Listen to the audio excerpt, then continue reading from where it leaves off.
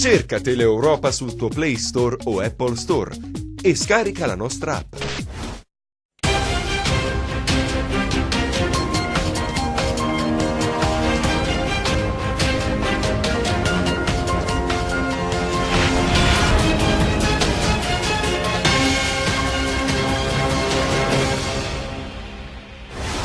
Corso Umberto invaso dall'acqua, salta la dorsale della rete idrica cittadina, ore di grande apprensione, molte zone di Cosenza senza acqua, il sindaco su Facebook subito al lavoro per riparare il guasto. Ancora nulla di deciso per le migliaia di lavoratori socialmente utili e di pubblica utilità, stato di agitazione nei comuni calabresi. La Regione destina 6 milioni di euro agli artigiani per incentivare un settore strategico per l'economia calabrese. I carabinieri forestali hanno posto i sigilli in un tratto di oltre 1 chilometro sul fiume Surdo, interessato da lavori senza regolare nulla osta. È un vero e proprio giallo l'omicidio di un manovale 44enne di Cirò. L'uomo è morto nell'ospedale di Crotone, dove è giunto con un'ambulanza del 118. Il procuratore della distrettuale di Catanzaro, Nicola Gratteri, a Musica contro le mafie, incontra gli studenti e racconta di una primavera possibile in Calabria. Pronto il calendario predisposto dal comune di Cosenza per il tradizionale appuntamento con le buone feste cosentine. Buon pomeriggio dalla redazione del TG10. In apertura i danni e i disagi per automobilisti e cittadini a Cosenza. Nel centralissimo Corso Umberto questa mattina è saltata la dorsale idrica cittadina. Ci sono stati momenti di forte tensione e paura. Mentre vi parliamo, le ruspe sono al lavoro appunto per riparare il guasto. Gianluca Pasqua.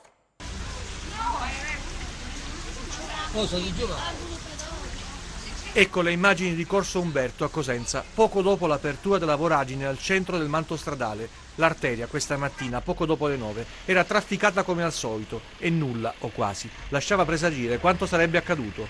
Quasi, appunto, perché il signor Gianfranco, titolare di un negozio sul corso che affaccia proprio in quel punto, guardando l'asfalto, aveva notato qualcosa di strano. Mi affaccio dal negozio così e vedo la strada dal lato dove adesso c'è la ruspa che man mano si abbassava.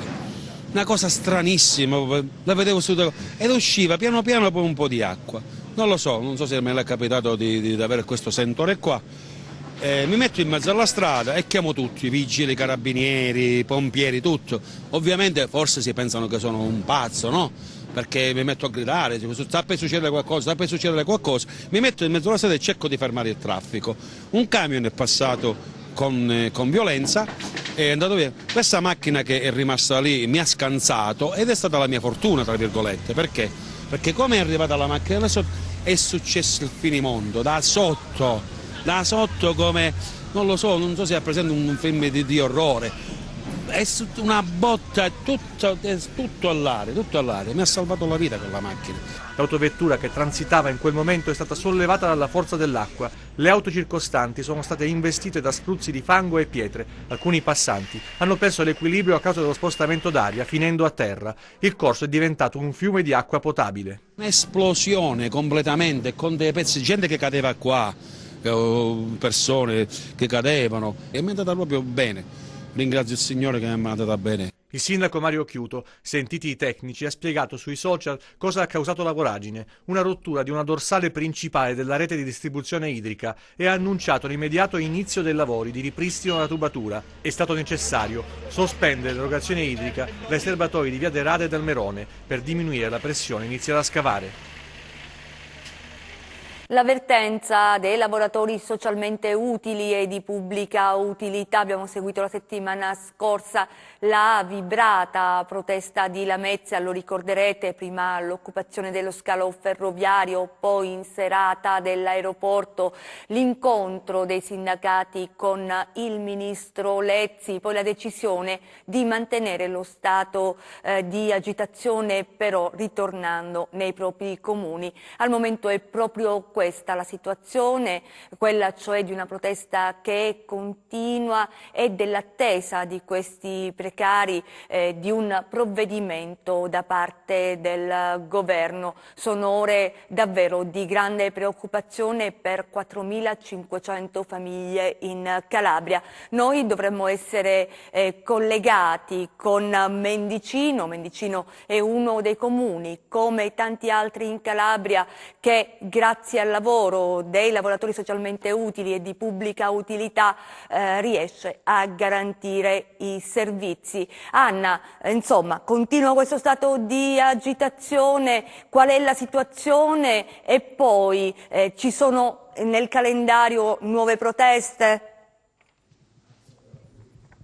Allora Rosalva, salve a tutti, siamo qui in diretta da Mendicino. Dicevi tu, insomma, hai raccontato la storia di questi lavoratori socialmente utili e di pubblica utilità, ma facciamoci raccontare proprio dal sindaco di Mendicino che è accanto a me qual è la situazione al momento. Sindaco, c'è ancora questo stato di agitazione? Vediamo dietro le sue spalle proprio 14 di questi lavoratori socialmente utili e di pubblica utilità che danno manforte all'ente comunale.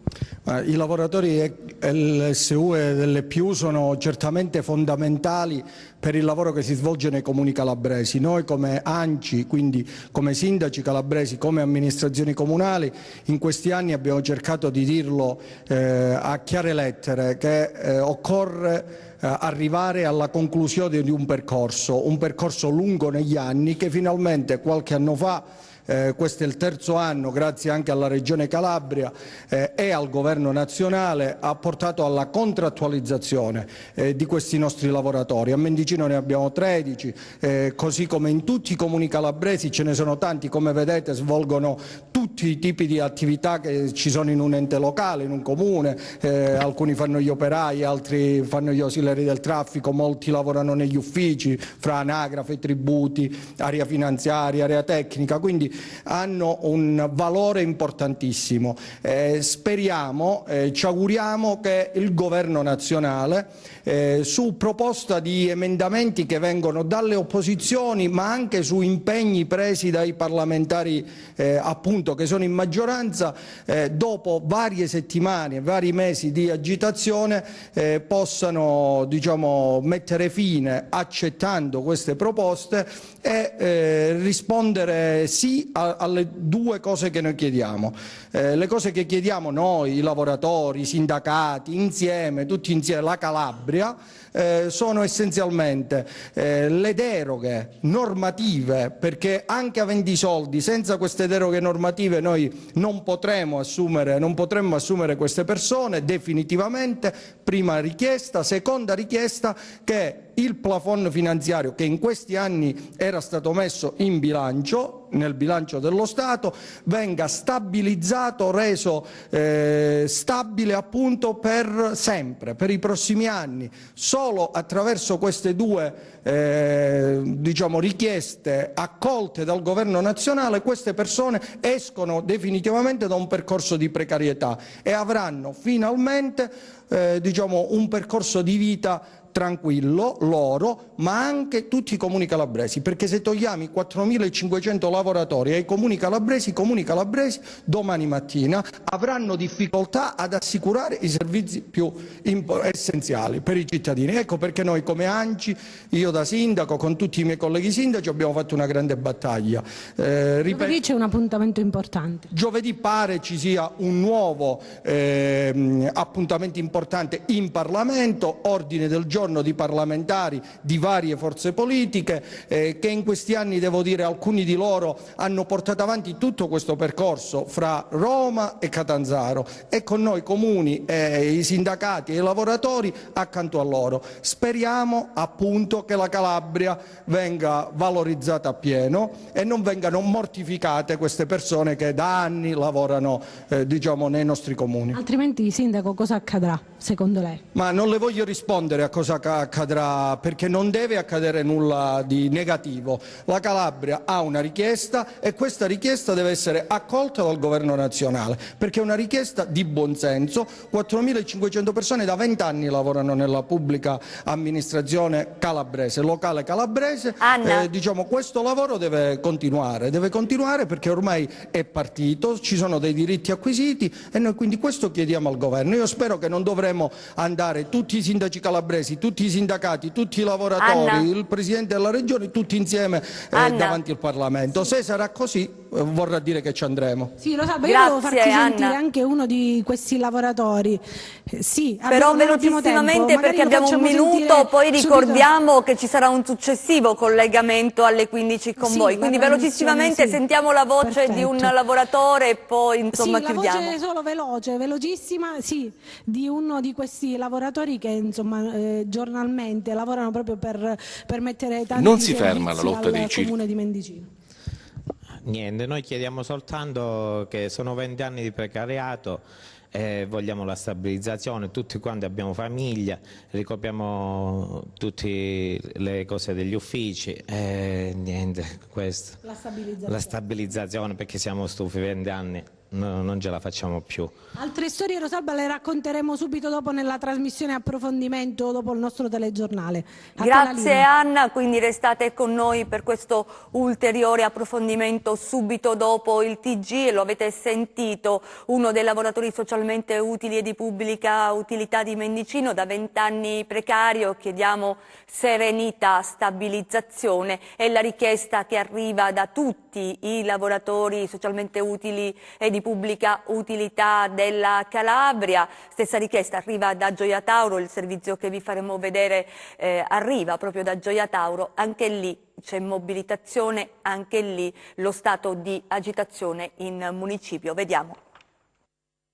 Non si ferma la lotta dei circa 100 LSU e LPU di Gioia Tauro che lavorano all'interno dell'ente ormai da qualche giorno in assemblea permanente perché se non cambia il quadro normativo nazionale definito dal governo, dal 1° gennaio rischiano di perdere il lavoro. Una situazione che si moltiplica per le altre realtà calabresi che sono nello stesso guado. Il comune di Gioia Tauro è retto in questo momento da una terna commissariale perché sciolto per mafia e in dichiarato dissesto finanziario, presieduta dal prefetto Antonio Reppucci, che fa da mediatore e tenta di placare gli animi esasperati dei lavoratori gioiesi. Questa volta la situazione sembra più complicata perché si è in attesa di una deroga da parte del governo, senza la quale gli enti locali non possono procedere. Si sta parlando di lavoratori che da anni svolgono servizi all'interno di un ente oggi in dissesto, sui quali pende un eterno precariato. Ogni anno, a fine anno, si ripete la solita storia dell'agonia, dell'ansia nelle famiglie,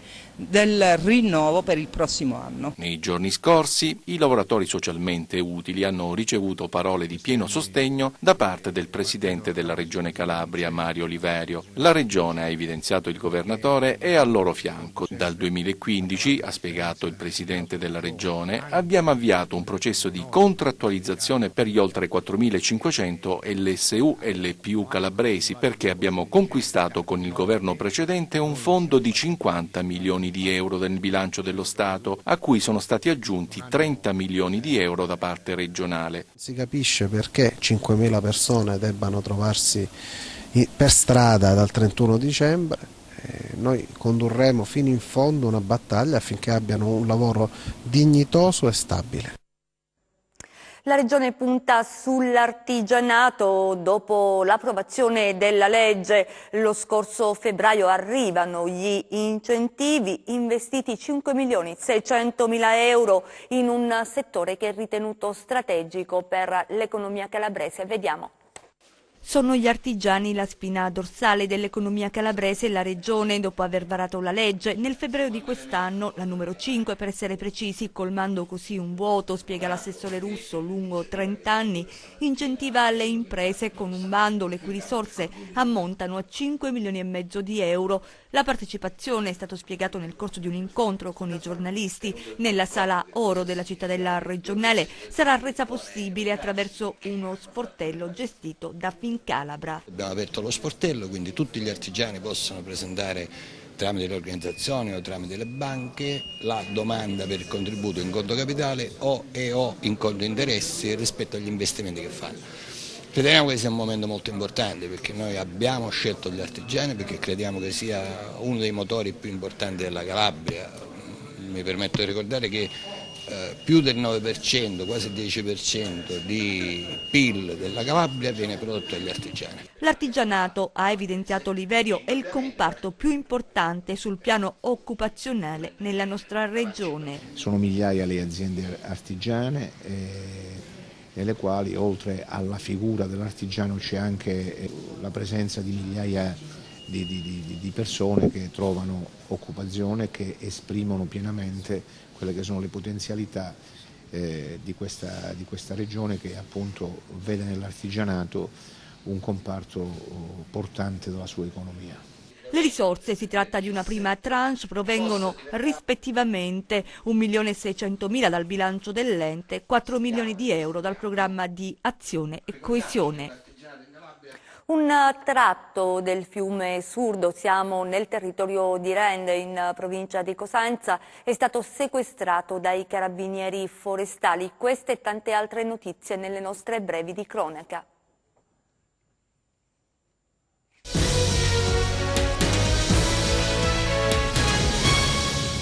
Saranno le immagini dei sistemi di videosorveglianza a chiarire il movente d'autore dell'omicidio di Pasquale Carruccio, 44enne, manovale di Ciro Marina, deceduto in tarda notte nell'ospedale di Crotone, dove era stato trasportato in gravissime condizioni a seguito dell'aggressione subita in strada con un'arma da taglio. Carruccio, malgrado le ferite, sarebbe riuscito a telefonare ad un amico chiedendogli aiuto.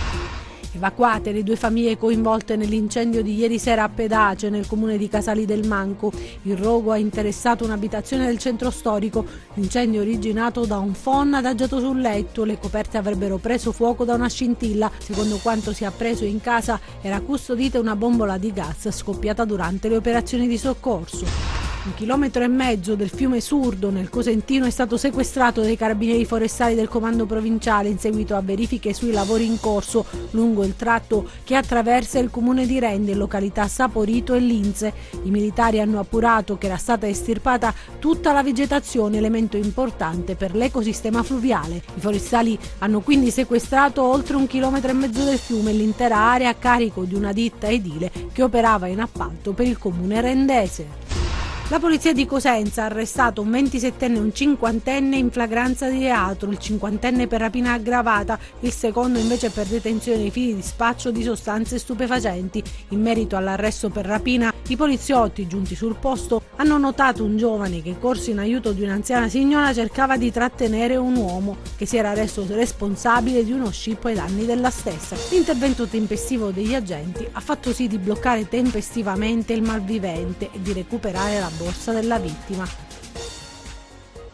A Cosenza adesso per lezioni di legalità 1000 studenti hanno preso parte, hanno partecipato all'iniziativa Musica contro le mafie. Il procuratore Gratteri ottimista, c'è più gente che denuncia, ha detto ai nostri microfoni, in Calabria si vive una nuova primavera. Sentiamo. La criminalità organizzata si combatte attraverso il confronto, i libri, la musica, la narrazione che passa dalle testimonianze di chi la mafia la combatte ogni giorno, trasmettendo messaggi ai ragazzi, come è accaduto a Cosenza. Nell'auditorium Guarasci più di 1000 gli studenti, ragazzi dei licei Scorza, Pitagora della Valle e degli istituti Monaco e Mancini Tommasi, protagonisti insieme alle istituzioni, il prefetto Galeone, il questore Petrocca, di un lavoro che ha l'obiettivo di far crescere la consapevolezza, la possibilità di contrastare e isolare l'antistato. Ottimista il procuratore capo di Catanzaro Nicola Gratteri. Sicuramente sì, c'è più attenzione e più speranza. La gente crede, la gente viene a denunciare, cosa che non accadeva prima. È sempre in aumento la gente che chiede di incontrarmi, che chiede di parlare e che chiede di denunciare. Questo è fondamentale, ci dà forza e io penso che ci sarà un futuro migliore per la Calabria. Lo stesso procuratore tempo fa aveva parlato di una nuova primavera. Sono sempre più convinto, già i primi risultati incominciano a vedersi, ma ci saranno altri molto più significativi. Il futuro è da costruire, nel presente i problemi restano. Molta politica purtroppo ancora è dipendente dall''ndrangheta. Restiamo a Cosenza, dove ieri è stato presentato il cartellone, anzi il calendario della rassegna degli spettacoli Buone Feste Cosentine, che racchiude gli eventi per i giorni di festa. Vediamo. Fino al 6 gennaio Cosenza sarà un vero e proprio teatro all'aperto per accogliere turisti e visitatori provenienti da tutta Italia. Lungo tutto l'asse di oltre 2 chilometri, che da piazza 15 marzo arriva a piazza Bilotti, saranno tanti gli eventi e le manifestazioni per tutti i gusti e tutte le età.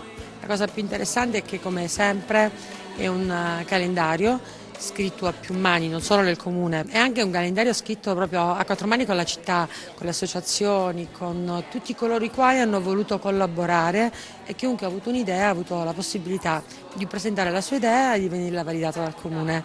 Quindi un calendario per tante cose. A me piace particolarmente, lo ricordo perché sono le 2 innovazioni fondamentali di questa stagione: Bacio Balere, quindi Piazza Prefettura che si trasforma in una balera dal 26 al 28 dicembre, 3 giorni di ballo che passa da Raul Casadei agli anni 70, ai Bee Gees, fino al reggae, quindi un momento per trovarsi insieme tutti. E quest'altra cosa che sta sempre in centro storico, che a me piace moltissimo anche in termini simbolici, questo corso incantato, dove le saracinesche tradizionalmente chiuse quest'anno trovano vita in delle tele, in delle immagini che raccontano la magia del Natale e che mi auguro siano ben auguranti, in maniera tale che a un certo punto quelle saracinesche finalmente saranno riaperte e dentro potremo ritrovare i negozi che tutti auspichiamo. Buona Cosenza a tutti, recita così lo slogan scelto quest'anno per presentare il ricco cartellone delle Buone Feste Cosentine, e che vuole sottolineare la ricca offerta della città Abruzia, che va ben oltre gli eventi e le manifestazioni in programma. Un percorso di scoperta e di magia che coinvolge anche l'anima più intima e nascosta della città, la sua storia millenaria, raccontata nei musei e nelle opere d'arte, le suggestioni di ciò che Cosenza era, le meraviglie di ciò che è diventata, l'attesa per ciò che ancora deve diventare. Tutto questo accompagnato dal cuore della città, attraverso la calda e proverbiale accoglienza dei cosentini. Presentata a Vibo nel corso di una conferenza stampa la nuova stagione teatrale. Vediamo.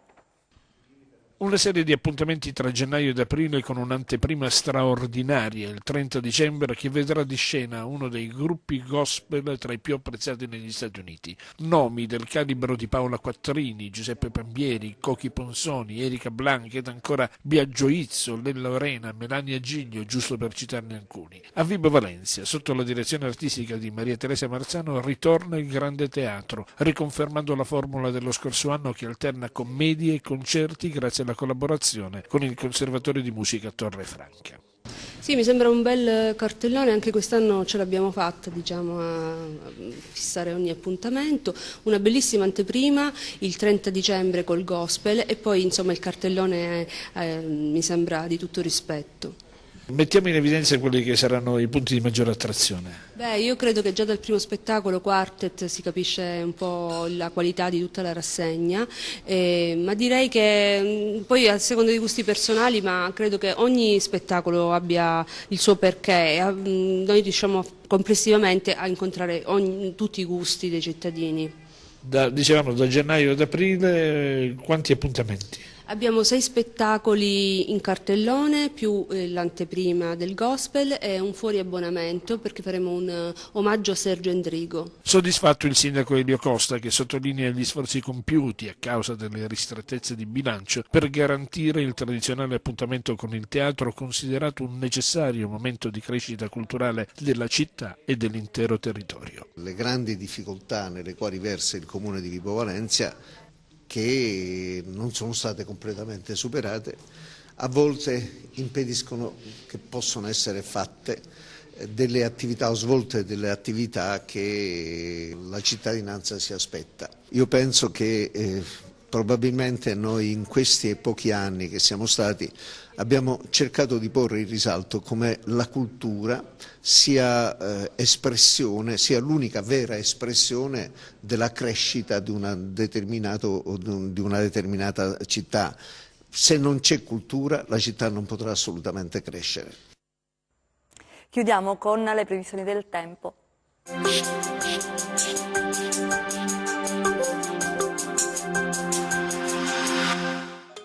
Il parziale aumento della pressione sta favorendo un miglioramento delle condizioni meteorologiche sulla nostra regione.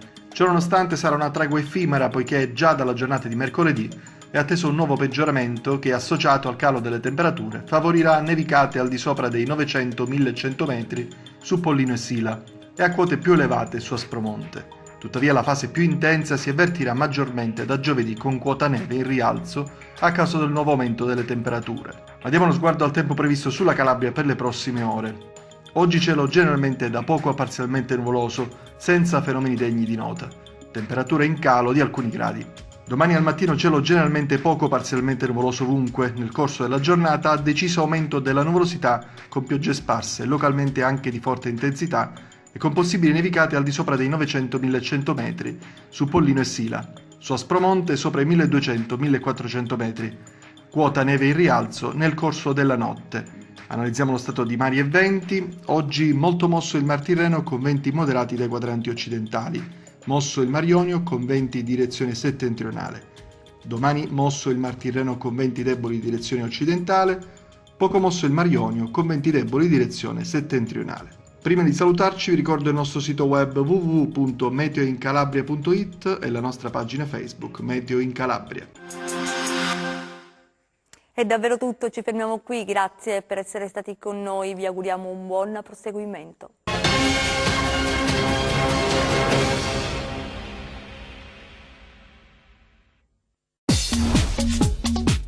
Cerca Teleeuropa sul tuo Play Store o Apple Store e scarica la nostra app.